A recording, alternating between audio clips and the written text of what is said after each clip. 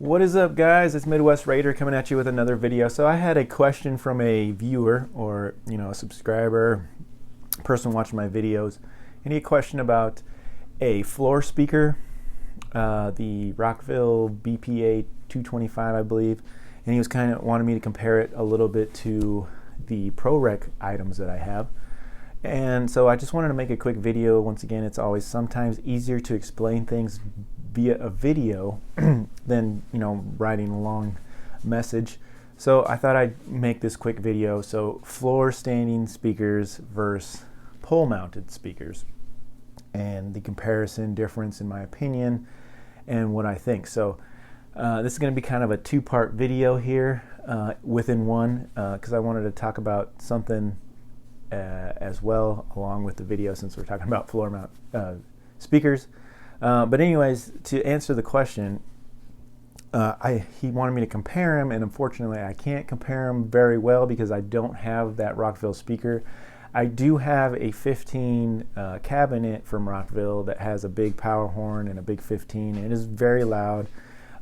Pretty good sound. Highs are a little bit abrasive at high levels if you're really cranking it, and if you have it in front of people.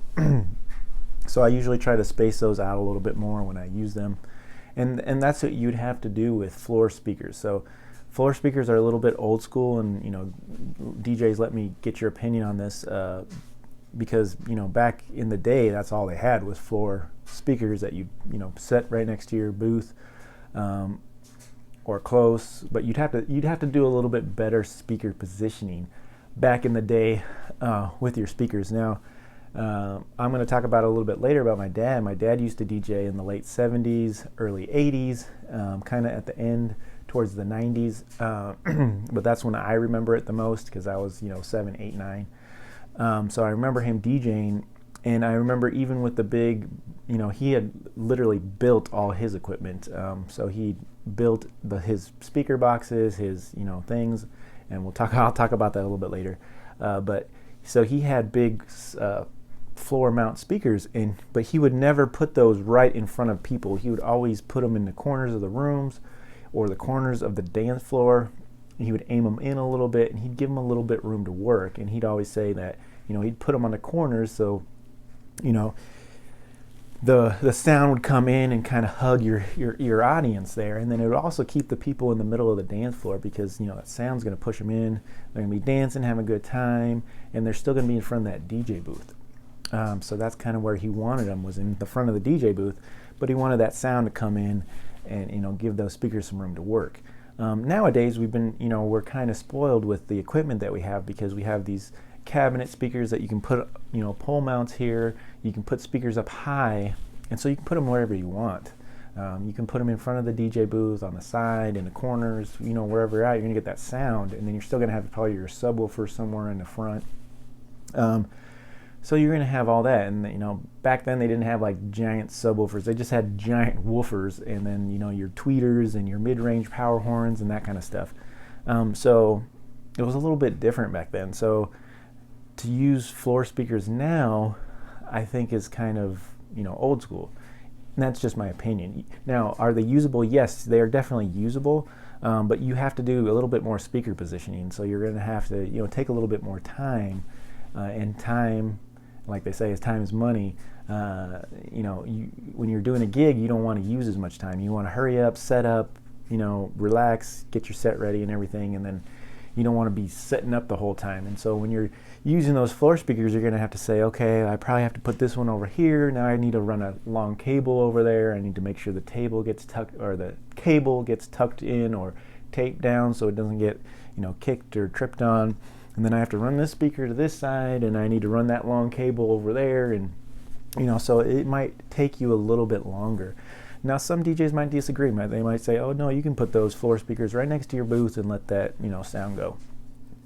But in my opinion, that just pushes your crowd back a little bit, because those high sounds are just right in your face. So this is an old floor speaker that we'll talk about later, but the tweeter is seriously there, right here. Now I'm pretty tall. I'm 6 foot, but those speakers are going to be better. And if your crowd is right here, that tweeter is going to be pushing that sound, literally with the dispersion pattern, it's going to be pushing that sound right here. And if you're right in front of that speaker, it's literally hitting you right in the face. So this is about 40 inches, I think, and I think that speaker that we're talking about, the Rockville, is about 44 inches, so it's about right here. So it's still going to be right there, like I said, and with that sound dispersion, it's going to open up, and it's going to be literally hitting you right in the face. And so when that sound goes out, those highs and the tweeter sounds and even a little bit of the mids and the voice, it's going to be just echoing right in your face, right in your ears, and it's going to push that crowd back a little bit, in my opinion. So you're definitely going to not want to put them right by your DJ booth. I really agree that you need to put them out a little bit farther, and like I said, let them do some work and let them push that sound in and surround your crowd a little bit. So you're going to have to do a little bit more speaker positioning. And with the newer speakers that they have, or the cabinet speakers, they're made, you can set them up different. They have different patterns and dispersions and all kinds of crazy stuff that you can do with them, that you don't have to worry about that as much. And so buying those floor speakers, although they usually come at a great price and they have those giant 15s and everything, but I would still say, unless you're going to use those for outdoor gigs, and like I said, you're going to put them a little bit farther away from where your people are actually going to be, or if they're on a stage, maybe that would help a little bit as well. You put them on a stage, they're going to be up high anyway, so you're golden there. Put them wherever you want. But yes, that's my opinion on it, guys. And like I said, it might be a little bit old school, but I really don't think you want to put those in front of your DJ booth. So that's my opinion. Like I said, I can't give you a full review on those speakers because I don't have them, but those are my opinions on floor standing speakers versus the pole mounts. Are just so much easier to use. You can put them right next to your DJ booth. You can get them up at different levels, so depending on where you want them and how high and that kind of thing, you have so much more option with them. Okay, so that's my opinion. So if that's what you guys are here for, is floor speakers versus pole mount speakers, then that is my video. Thanks for tuning in. If you guys want a little extra info on DJ Martini and a little old school story, then I'm about to give you a little old school story. So thanks for tuning in, Midwest Raider. Like, share, subscribe. But if you want to stand by and listen to this little story, I'm about to fire it off right now. So right here behind me, I have a speaker that my dad used to use. Actually, well, I should say the components are things my dad used to use when he DJ'd back in the late 70s and the early 80s.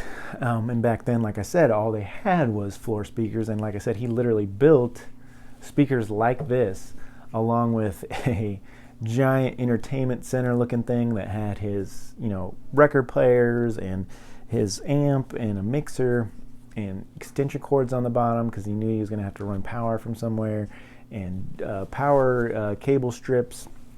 And then he had it painted all black, and then on the front had glass panels on it, like little square glass panels, which is kind of cool. And they had these rails on it that were like just like metal steel rails that came up about another 5 feet, and one came across, and they had lights on them. Like he had wired light sockets on them, so he probably had another, let's see, 1, 2, 3, 4, at least 6. So he had at least 6, and then one in the middle, so probably 7. I can actually remember. It's kind of funny. But in those light socket bulbs, he had colored light bulbs, and then he had a disco ball in the middle with a spotlight that come and hit that disco ball. And so very, very cool little setup. Built boxes that had other lights in them. And then he had these 2 giant 15s. Actually, I think these are 18s. Giant 18-inch realistic woofers from then. So another thing on those lights that I want to bring up while we're talking old school, if anybody knows anything about those like a regular light bulb socket, and you put a regular bulb in there, and then behind there, my dad had these flashers, and it was like a little coin, and back then they were blue, and you'd put that coin in there, and then you'd screw the light bulb on top of them, and it would make your light bulb flash. Now, it wouldn't flash the music or anything, but it would just randomly flash in its own randomness. And they're very, very cool. So if anybody knows where I can find those, if they still make them, or if anybody knows where they might be hiding some in some barn somewhere, let me know. I'd love to get my hands on some of those flasher coins. It would just be nostalgic for me. So that's a little bit of extra, but I'd love to find some of those. But anyways, so the points that I'm trying to make here is that it's very cool and nostalgic for me to talk about floor standing speakers, because that's where they all started out from, right? And I was able to get this from my parents. It's a funny little story. I said, "Hey, Dad, I'm getting into DJ work. Do you still have those giant speakers?" And he goes, "Oh, sure. They're in the basement." So I go to the basement, and I remember them because I actually used them a few times in like high school and for like backyard parties. We would all be chilling in the backyard, and we'd just throw this by the door, and we'd have plenty of sound for the whole night and just listen to music. And so I remember using them a few times. And so anyways, but they had been stored for years, and I had been gone for a while, and so I came back and I went to get them from the basement, and literally I picked one up and it fell apart because of course it's in a basement, and all that moisture and everything down there, and it totally the bottoms were totally rotted out. So I ended up going, "Hey, Dad, both of them are rotted out. Some of the components look messed up, but let me take them and see if I can salvage parts and see if I can make at least one box for you again." And he goes, "Oh yeah, go ahead and take them. I'm not going to do anything with them." So I took them, and I basically rebuilt a box just like it was, and I took some of the stuff from his. This is like a potato sack type material that he had on his, and so I still have that. But I still have the 1980 realistic power horn, the 1980 giant 18-inch woofer down in there. So they're almost 40 years old, and these speakers still work, which is amazing to me. But yeah, realistic power horn, realistic woofer, a realistic crossover on the bottom that has input, woofer, mid-range, and tweeter. And then I just took an old car speaker and used it for a mid-range because all the mid-ranges that were on his were all rotted out and not working. But it is cool that I was able to rebuild. It's very nostalgic, and a lot of memories to be able to rebuild it almost to the way it was before, except my models are a little bit shorter because I was like, if I ever use these, I don't want them to be as big as they were because I don't have a big station wagon. So so I wanted them to be a little bit smaller. So mine are like 39 inches, and his were like 45 inches. But they still, if I could use any of the woods, like these bracket pieces are actually from his speakers. So if I was able to recycle any of the wood from his, I did. So that's kind of very cool. So it has some of the old pieces that he used back in the 80s, like I said. So it's kind of like a restoration almost piece, but very, very cool, and it works. I have an old amp that I use with it because it only pumps out probably about 150 watts, and I don't want to blow anything. But like I said, even with just that wattage, I can still get really, really good sound out of these. They really don't make stuff like that anymore. I would hope that any of my equipment that I have will last almost 40 years, but I really don't think they will. But it's just crazy that I still have this piece, and I still have some of the components from his DJ work. And so if you can think about from the 80s, that these were actually pumping out music for people in the 80s, and now I can still hook up some stuff to it and still pump some music out of them. It's kind of cool. So just to show you guys, I just want to play a quick sample. I would love to play a really song that has like a lot of clarity and instruments and stuff, but I can't because, like I said, I don't want to copyright. But I will just play a little mix that I have just so you can hear that they still work and everything. But they are very, very clear, which is ridiculous. I'd love to hook up a record player to them and just jam out to them. Like I remember my dad used to play when he would just hook up records and let them play.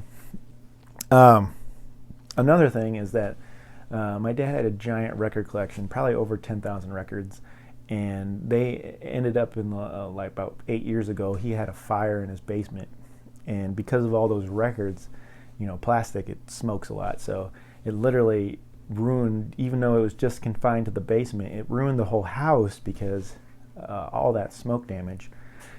So, you know, it's kind of tragic for our family that, you know, our childhood house had, you know, that had that fire, but they were able to rebuild everything and everything is good now. But it was kind of devastating that my dad lost all that equipment, and like if this would have been there, it would have been gone too. Luckily I was able before to borrow some records, so I actually still have some of his records, but he did lose a lot of them. So it's just all very nostalgic and cool to still have some of this equipment that he used in the 80s, and like I said, it's almost 40 years old now. So it's very, very cool. So I appreciate you guys tuning in for the story. Sorry I went a little long. It's kind of fun to talk about. I will just like let it go, let it play for you for a second just so you guys can hear it, but the clarity is awesome. It's cool. I appreciate you tuning in on floor standing speakers versus pole mount speakers. Like I said, I prefer the pole mount. They're just a lot easier to use, and you know, you're going to be able to do a little bit more and not have to worry about as long setups than if you use floor speakers, which you're going to have to do a little bit more setup, a little bit more preparation with running cables and wires and spacing the speakers out a little bit more and that kind of thing. So like I said, I'm going to fire this on, let you guys take a quick listen, and then I'll let you guys go.